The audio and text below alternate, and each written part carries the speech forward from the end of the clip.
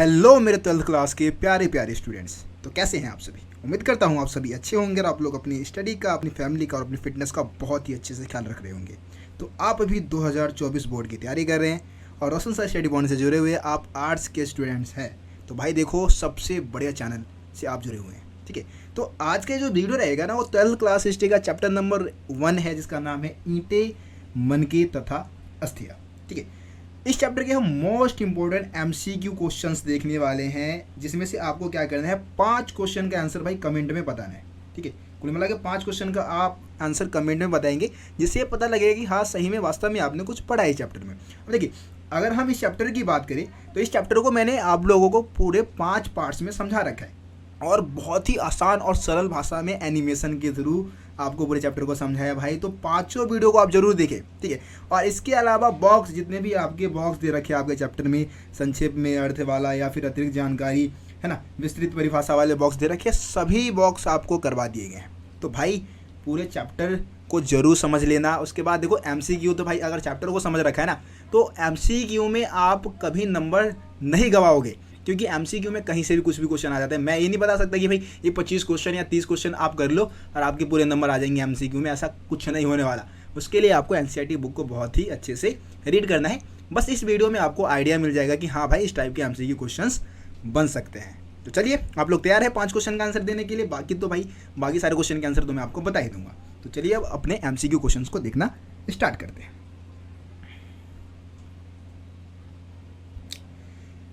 हमारे सामने पहला क्वेश्चन आ गया है। पहला क्वेश्चन है, हड़प्पा स्थल चंदहुद्रो कितने हेक्टेयर में फैला हुआ था? जो चंदहुद्रो था वो कितने हेक्टेयर में फैला हुआ था? देखिए, हड़प्पा सभ्यता में जो सबसे ज़्यादा मतलब शिल्प उत्पादन होता था वो चंदहुद्रो में होता था, है ना। सबसे ज़्यादा शिल्प उत्पादन मतलब हाथों से जो चीज़ें बनाई जाती थी वो चंदहुद्रो में ही बनाई जाती थी। और चंदहुद्रो जो था वो 7 हेक्टेयर में फैला हुआ एक छोटा सा शहर था, ठीक है।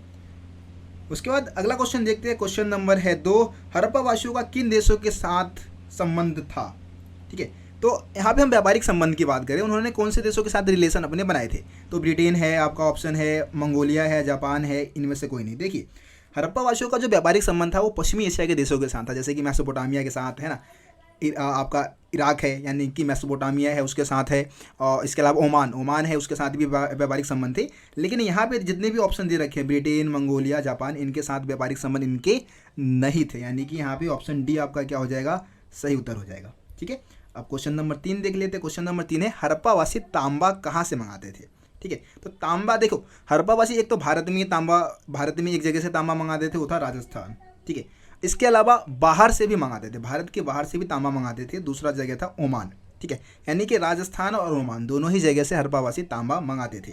तो यहाँ पे ऑप्शन जो दे रखा है उसके अकॉर्डिंग ए और बी दोनों आपका क्या होना चाहिए, सही होना चाहिए, ठीक है।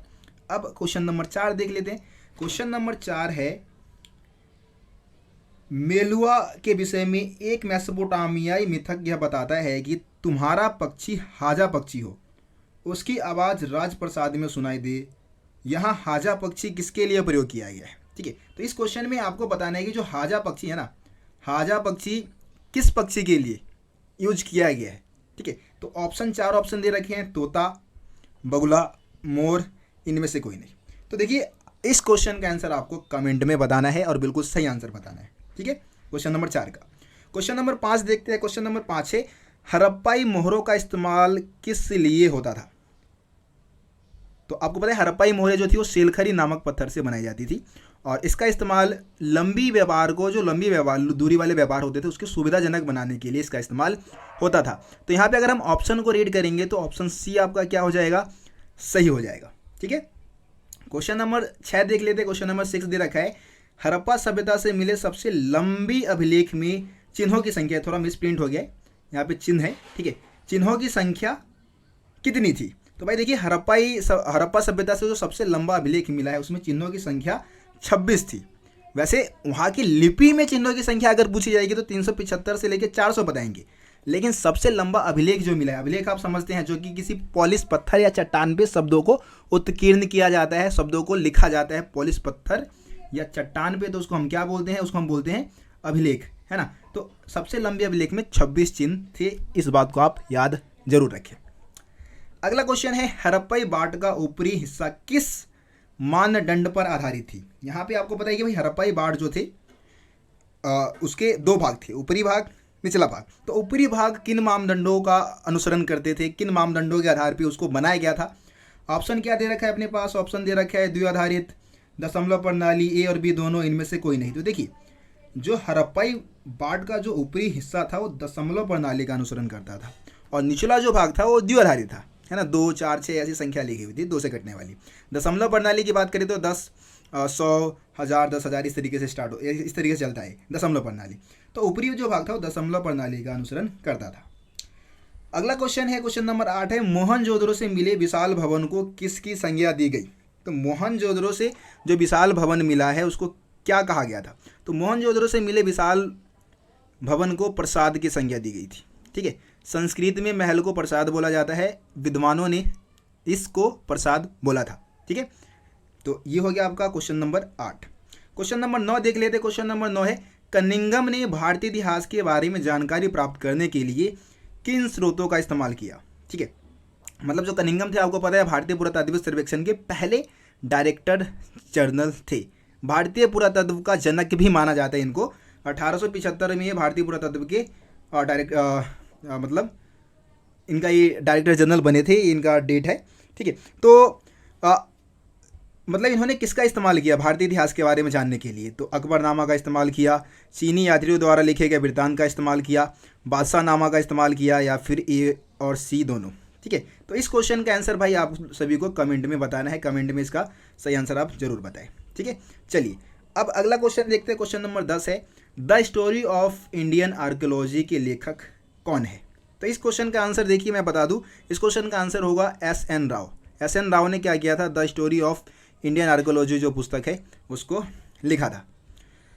अगला क्वेश्चन, क्वेश्चन नंबर 11 देख लेते हैं। क्वेश्चन नंबर 11 क्या दिया गया है? R.E.M. व्हीलर भारतीय पुरातत्व सर्वेक्षण के डायरेक्टर जनरल कब बने थे? तो R.E.M. व्हीलर की बात की गई है भाई। R.E.M. व्हीलर भारतीय पुरातात्विक सर्वेक्षण के डायरेक्टर जनरल बने थे 1944 में। ठीक है, एनसीईआरटी में आप डेट देख भी पाएंगे, एनसीईआरटी में ये दे रखा है। अगला क्वेश्चन है, सोरथुघई नामक हड़प्पा स्थल किस देश में है? तो सोरथुघई बहुत ही फेमस था 2 चीज़ों के लिए। एक तो भाई नहर का साक्ष्य यहाँ से मिला था, ठीक है, नहर का साक्ष्य यहाँ से पाया गया था। दूसरा जो नीलमणि है ना, नीलमणि, ठीक है, तो नीलमणि यहाँ से मंगाते थे हड़प्पावासी। तो ये किस देश में है सोरथुघई? कमेंट में बताओगे भाई इस क्वेश्चन का आंसर भी। 3 क्वेश्चन हो चुके, कुल मिला के 3 क्वेश्चन का आंसर मैंने अभी तक आपसे कमेंट में पूछा है और बहुत आसान क्वेश्चन है। अगला क्वेश्चन देखते हैं, निम्न में से कौन सा जानवर हड़प्पा सभ्यता का पालतू जानवर नहीं था? गाय, भेड़, भैंस, सुअर। तो देखिए तीनों जो नीचे के B, C, D दे रखे तीनों ही पालतू जानवर थे, गाय उनका पालतू जानवर नहीं था। ठीक है, तो ऑप्शन ए क्या है आपका यहाँ पे सही है। देखिए अब जिन बच्चों को भी एमसीक्यू में दिक्कत आ रही है भाई, आप लोगों से मैं रिक्वेस्ट करता हूँ आप पहले चैप्टर की वीडियो को बहुत ही अच्छे से देखें और मैं गारंटी के साथ कह रहा हूँ आप सभी क्वेश्चन का आंसर कर पाएंगे, सभी बिल्कुल सही आंसर आप बताएंगे। ठीक है, तो चैप्टर की वीडियो को देखिए। अगर अभी आप कमेंट में आंसर नहीं दे पा रहे और आप मेरे को बताएंगे कि भैया आप टफ क्वेश्चन हमें कमेंट्स में पूछ रहे हो, तो भाई देखो आप गलत हो, वहाँ पे उसमें मैं आपकी कोई हेल्प नहीं कर सकता हूँ। हेल्प तभी होगी जब आप वीडियोस को देख के आएंगे, चैप्टर की वीडियोस को, उसके बाद आप एमसीक्यू में अगर पार्टिसिपेट करेंगे तो आप सभी क्वेश्चन का आंसर बिल्कुल सही देंगे। ठीक है, चलिए अब हम अगले क्वेश्चन की तरफ चलते हैं। अगला क्वेश्चन है, हड़प्पा सभ्यता से जुड़ा हरियाणा का स्थल है, तो इनमें से हरियाणा का कौन सा स्थल है? कालीबंगन, लोथल, बनावली, धौलावीरा। देखिए कालीबंगन राजस्थान में है, लोथल गुजरात में है, बनावली हरियाणा में है। ऑप्शन सी यहाँ पे सही है। डी ऑप्शन धौलावीरा दे रखा है, धौलावीरा भी गुजरात में है। ठीक है, तो यहाँ पे इस क्वेश्चन का सही उत्तर क्या होगा आपका? बनावली, जो कि हरियाणा में है। ठीक है, अगला क्वेश्चन 15वां क्वेश्चन क्या दे रखा है? हड़प्पा सभ्यता की सबसे अनूठी विशेषताओं में से एक क्या थी? सबसे अनूठी विशेषता क्या मानी जाती है भाई हड़प्पा सभ्यता की? नियोजित जल निकासी प्रणाली, कच्ची ईंटों का प्रयोग, दुर्ग की दीवारें, या फिर पक्की सड़कें। देखिए यहाँ पे जो सही उत्तर होगा ऑप्शन ए, नियोजित जल निकासी प्रणाली। यानी कि उन्होंने अपने नगरों से गंदे पानियों को निकालने के लिए जो तरीका अपना रखा था वो उनकी सबसे अनूठी विशेषताओं में से एक थी। वो क्या करते थे? गलियों को, नालियों को ग्रिड पद्धति में बनवाते थे, जो एक दूसरे को समकोण पे काटे हुए निकलती थी, है ना। पहले गलियों के साथ नालियों को बनवा दिया, उसके आसपास फिर भवन का निर्माण कार्य होता था। तो ये सबसे अनूठी विशेषता थी हड़प्पा वासियों की। तो ये यहाँ पे ऑप्शन ए में सही उत्तर हो जाएगा। क्वेश्चन नंबर है आपका 16, विशाल स्नानागार किस हड़प्पा स्थल के दुर्ग पर मिला है? तो विशाल स्नानागार आपको पता है कि सार्वजनिक स्नानागार था, इसका इस्तेमाल वहाँ के सभी लोग करते थे। ठीक है, स्नान करने के लिए विशेष अवसर पे अनुष्ठानिक कार्य जब होता था, संपन्न करना होता था, पूजा पाठ होता था, तो उस समय यहाँ पे क्या करते थे, वो स्नान किया करते थे।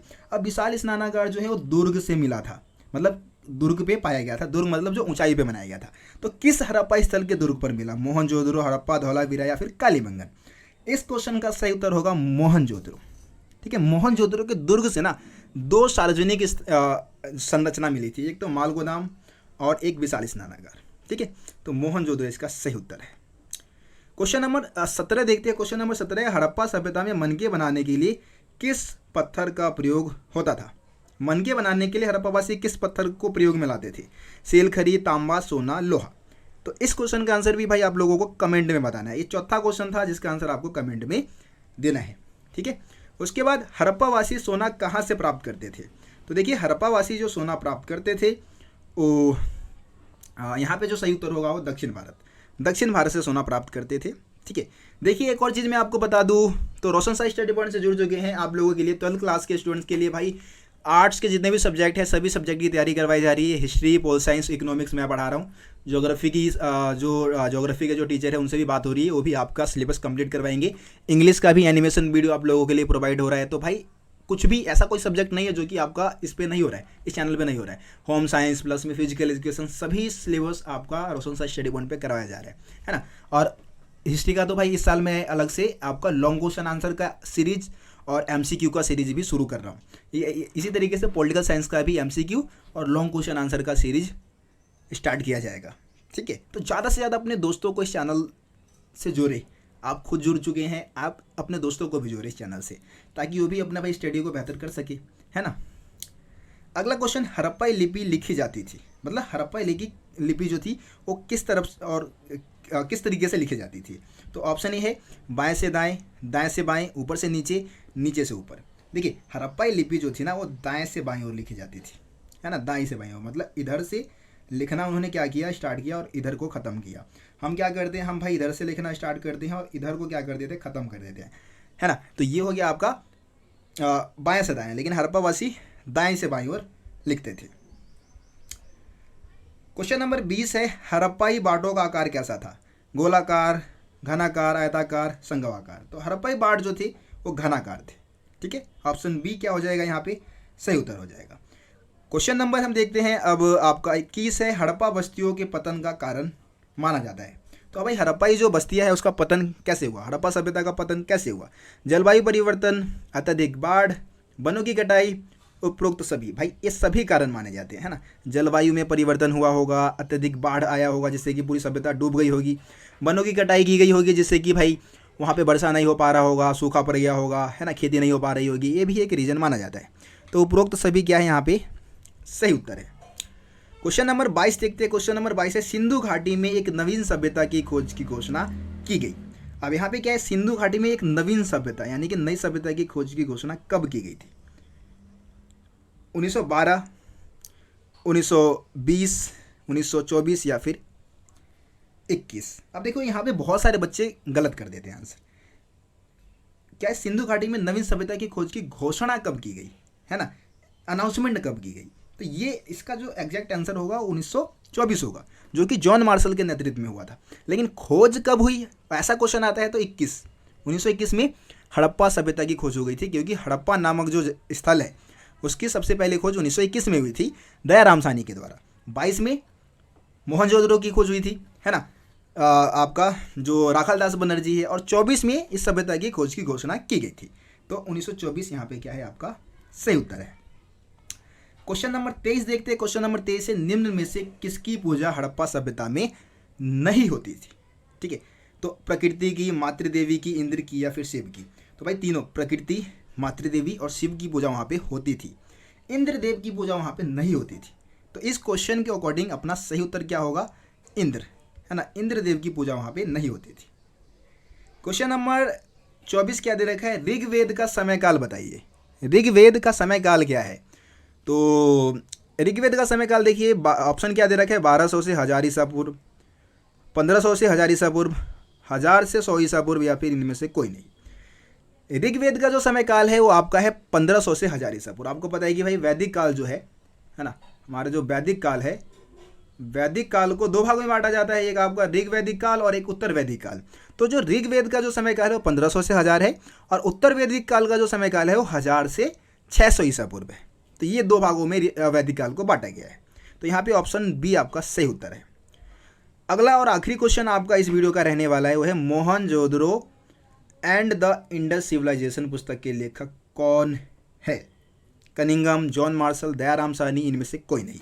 तो भाई ये 25वां क्वेश्चन है और इस क्वेश्चन का आंसर भी आपको कमेंट में बताना है। कुल मिला के 5 क्वेश्चन ऐसे हैं जो कि आपको कमेंट में देने हैं। बाकी 20 क्वेश्चन का आंसर तो भाई मैंने आपको वीडियो में ही दे दिया है। ठीक है, तो उम्मीद करता हूँ कि आप सभी क्वेश्चन का आंसर बताएंगे और बिल्कुल सही बताएंगे। अगर गलत भी हो जाता है कोई दिक्कत नहीं, लेकिन सीखने को मिलेगा, आपको कुछ ना कुछ सीखने को मिलेगा। आप पार्टिसिपेट कर रहे हैं चीज़ों में, तो जाहिर सी बात है अपने आप को आप ग्रो भी कर रहे हैं। ठीक है, बाकी सीरीज मैंने आपको बता दिया है, एमसीक्यू सीरीज स्टार्ट हो चुका है रोशन साई स्टडी पॉइंट पे। इसी तरीके से इंपॉर्टेंट क्वेश्चन आंसर 2024 बोर्ड के लिए जो भी स्टूडेंट्स हैं उनके लिए अलग से स्पेशल सीरीज स्टार्ट करूँगा। पॉलिटिकल साइंस में भी सेम तरीका रहेगा। बाकी दूसरे टीचर्स जो है वो भी मेहनत कर रहे हैं आप लोगों के लिए। बस आप लोगों से रिक्वेस्ट है भाई, चैनल से जुड़े रहे, सब्सक्राइब करें, लाइक करें, शेयर करें, कमेंट करें। धन्यवाद। मिलते हैं आप लोगों से अगली वीडियो में, तब तक के लिए जय हिंद, जय भारत। आप सभी अपना ख्याल रखें।